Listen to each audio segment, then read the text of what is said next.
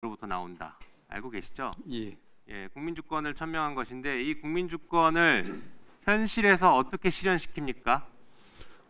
직접 선거에 의해서 선출 구현시키고 있다라고 생각합니다. 그렇죠. 국민주권을 구현시키는 가장 확실한 방법은 대통령을 국민이 직접 뽑고 국회의원을 국민이 직접 뽑는 것, 국민의 대표를 직접 뽑는 것으로 구현시키고 있습니다. 맞습니까? 예. 사법부의 권력도 결국에 국민으로부터 나오죠. 그 이야기에 대해서 부인할 사람 없으리라 생각합니다. 네, 그렇죠. 자, 사법부의 독립은 누가 지켜주고 있습니까? 국민의 신뢰와 또 존경으로 뒷받침된다고. 아니죠. 그 전에 국민이 피를 흘려서 지켰습니다. 알고 계세요? 예. 독재 시대 때 국민이 피를 흘려서 사법부를 지켜줬어요. 사법부 스스로 잘라서 지킨 게 아닙니다. 다시 말해서 국민이 권력을 부여했고 국민이 지켜준 기관입니다. 그러면 국민을 배신하면 안 됩니다. 동의하십니까? 저희들은 그런 국민들에 대해서 늘 감사하고 있습니다. 자, 지금 국민들이 어제 전업 판결을 보고 나서 화가 나 있는 분들이 굉장히 많습니다. 혹시 알고 계세요? 뉴스를 계속 보고 있습니다. 화가 난 지점이 뭔지 아십니까? 판결을 잘했다 잘못했다의 개념이 아니에요. 판결에 대한 불만 당연히 있죠. 그러나 국민이 진짜 화난 지점은요, 무기력하다는 걸 느꼈기 때문입니다. 내가 내 손으로 지금 대통령 뽑으려고 했는데 왜 법원이 함부로 나서서, 그 고작 12명의 법관들이 함부로 나서서 내 선택권을 박탈시키려고 하느냐, 그런데도 내가 지금 할 수 있는 게 없단 말이냐. 이 무기력함 때문에 화가 잔뜩 나 있습니다. 도대체 법원은 왜 그런 겁니까? 도대체 지금 무슨 짓을 한 건지 알고 계십니까? 법원이 그렇게 국민이 피 흘려 지켜준 법원이 지금 국민을 이렇게 배신하고 뒤통수 쳤다는 겁니다. 제가 며칠 전 법사위에서도 질문 드렸습니다. 어떤 판단을 하든 중요한 것은 지금 이 시기에 판결을 하는 것이 잘못된 것이다. 그것이 부적절하다, 이렇게 지적했던 거 기억나십니까? 그렇게 말씀하신 적이 있습니다. 네, 그게 지금 이 사태의 본질인 것이에요. 87년 헌법 개정, 국민들이 무엇을 외쳐서 헌법 개정했습니까? 대통령을 내 손으로 직접 뽑겠다, 직접 선거, 대통령 직선제를 관철시켰습니다. 맞습니까? 예. 그런데 어제 어제 지금 전합체 판결은 국민의 직접 선택권을 박탈시켜서 이번 대선을 간접선거로 만들려고 시도한 것입니다.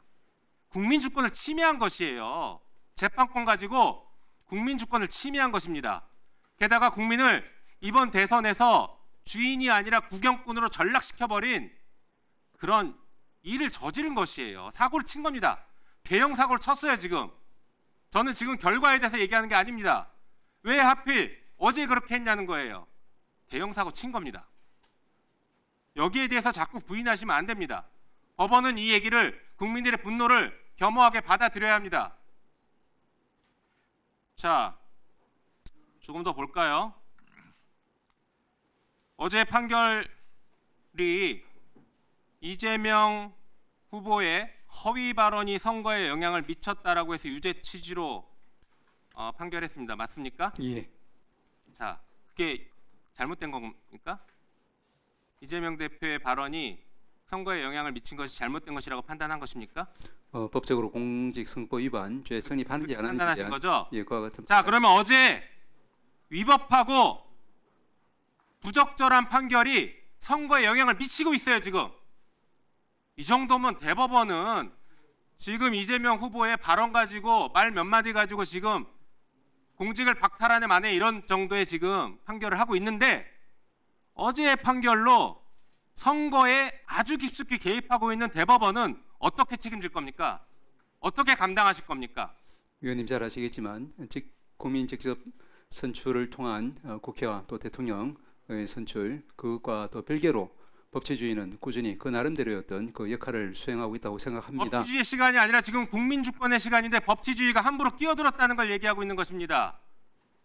12분의 대법관들이 국민의 선택권을 좌지우지할 권한이 없어요. 그 착각하고 살면 안 됩니다. 국민들은 그렇게 주지 않았어요. 국민의 선택의 시간은 법원이 뒤로 물러나 있으라는 겁니다. 그게 우리 헌법 정신이에요. 자, 구체적인 것도 하나 더 물어보겠습니다. 이번 사건 처리할 때 12명의 대법관들에게 기록 다 복사해 줬습니까? 제가 그에 대해서는 깊이는 알지 못합니다만 왜 모릅니까? 법원행정처에서 해야 다 관리하는 일이잖아요.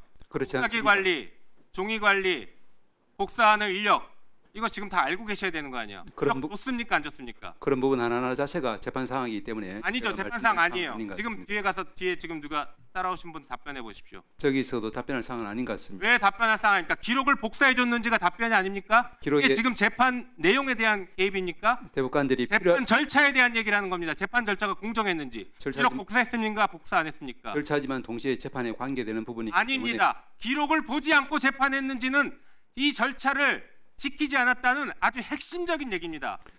대법원이 재판을 날림으로 했다는 것, 국민이 부여한 재판권을 함부로 행사했다는 아주 중요한 문제입니다. 이건 재판을 개입하거나 하는 문제가 아니에요. 이미 판결 끝난 것이고 그 판결에 절차적으로 제대로 기록이라도 받느냐를 물어보는 것입니다. 위원님 자, 보셨겠지만 한번 볼까요? 4월 22일 날 전화 회부했어요. 그날 1차 심리했죠. 22일 날 예. 하루 만에 기록 7만 건을 12명에게 복사해 줄 수 있을까요? 복사해 줄 수도 없고 복사해 줬어도 안 읽어보고 1차 심리했다는 겁니다. 4월 24일 날 2차 심리했습니다. 그때 기록 봤을까요? 못 봤어요. 이게 일반인이 기록을 본다라고 하면 이게 잠을 안 자고 봐도 16.2일이 걸립니다. 한숨도 안 자고 기록 7만 페이지 보면 16.2일이 걸려요. 그런데 이틀 만에 기록 복사 다 해주고 다 봤다고요? 예, 위원님 답변해도 되겠습니까? 네, 답변하세요. 예, 두 가지만 말씀드리겠습니다. 위원님 보셨다시피 이 전압 다수 의견, 다수 보충 의견에 이렇게 표시되어 있습니다.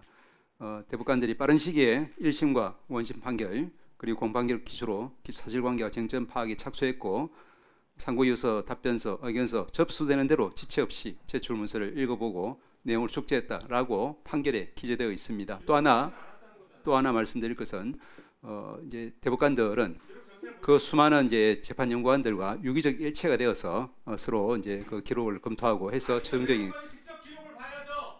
재판 연구관이 기록 본 거 가지고 지금 재판했다고 하는 겁니까? 그래서 대법관 증언을 해야 될 것 같습니다. 동의하십니까? 동의하지 않습니다. 왜 동의 못해요? 재판 상황이기 때문에 동의하지 않습니다. 대법관을 증언하는 게 왜 재판상입니까? 말씀드린 것처럼 심정 개시에 이르는 여러 가지 과정 중에 일부가 그 기록을 보는 부분이고 거기에 대해서 대외적으로 공개한다는 것 자체는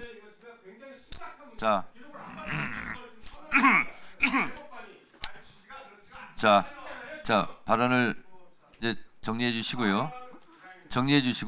위원장님 한 가지 제가 판단했을 때 대법관의 증언, 뭐 예를 들면 30명, 뭐 40명, 50명은 입법 사항입니다. 그리고 대법원에서의 판결이 위헌이냐 아니냐 하는 것도 헌법재판소로 보내는 것도 입법 사항입니다. 어제 판결로 사법부도 썩었구나, 사법 개혁을 해야 되겠구나 하는 것이 국민적인 아마 요구로 분출될 것 같습니다. 위원장님 저기 위원장 말씀 제가 다 경청했고 조금 전에 김용민 위원님 말씀하신 것 한 가지만 답변을 드리면 정정사항입니까? 정정은 아니고 보충으로 이제 말씀하신 그 부분에 직접적인 답변입니다. 잠깐만요. 예. 예, 발언하세요. 예.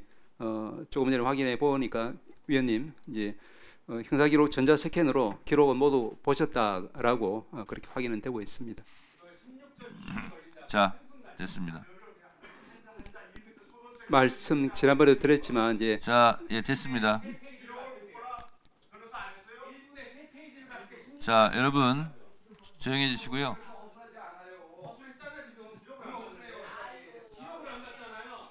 예, 됐습니다. 자, 질의 끝났고요. 자,